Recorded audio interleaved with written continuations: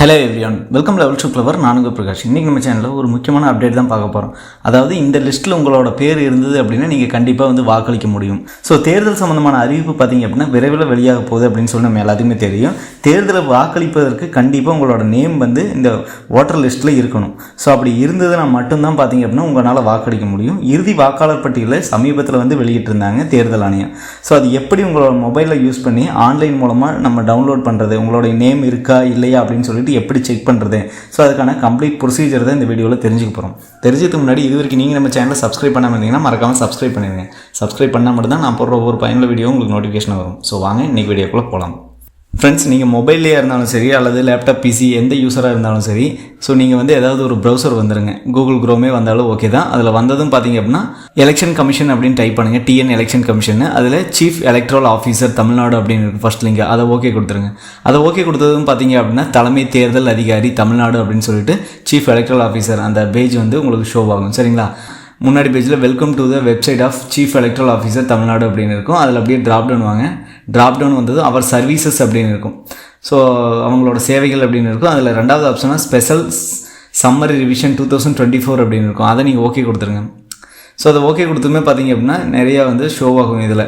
So அதாவது final publication of electoral 2024, அதுக்கப்புறம் final publication of electoral Chennai only.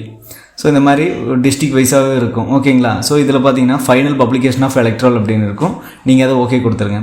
First லிங்காக இருக்கும், அதை ஓகே கொடுத்துருங்க. அதை ஓகே கொடுத்துமே வாக்காளர் பட்டியலை PDF ஃபார்மெட்டில் பார்க்க தொகுதியை தேர்வு செய்யும் அப்படின்னு இருக்கும். உங்களோட மாவட்டம் எந்த மாவட்டமோ நீங்கள் உங்களோட மாவட்டத்தை செலக்ட் பண்ணிக்கங்க.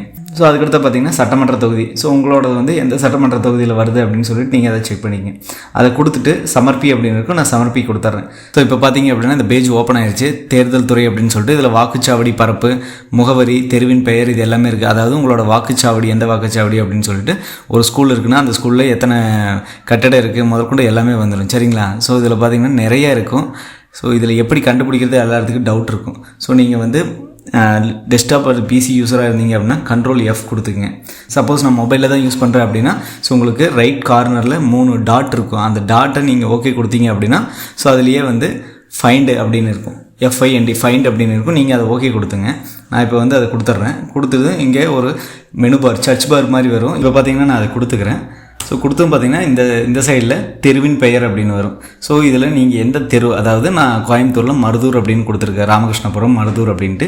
ஸோ இதில் எந்த தெரு அப்படின்னு சொல்லிட்டு நீங்கள் ஈஸியாக ஃபைண்ட் பண்ணிக்கலாம். ஸோ அது கம்மியாக தான் இருக்கும். நீங்கள் அதை கொடுத்துக்கிறீங்க.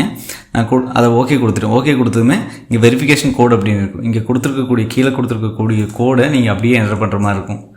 ஸோ நான் அந்த கோடை என்டர் பண்ணிக்கிறேன். ஸோ நான் அந்த கோடை கொடுத்துட்டு சமர்ப்பி அப்படின்னு இருக்கும். நான் சமர்ப்பி கொடுத்துட்றேன். சமர்ப்பி கொடுத்ததுமே பார்த்தீங்க அப்படின்னா எனக்கு ஒரு PDF பேஜ் ஒன்று ஓப்பன் ஆகும். சரிங்களா?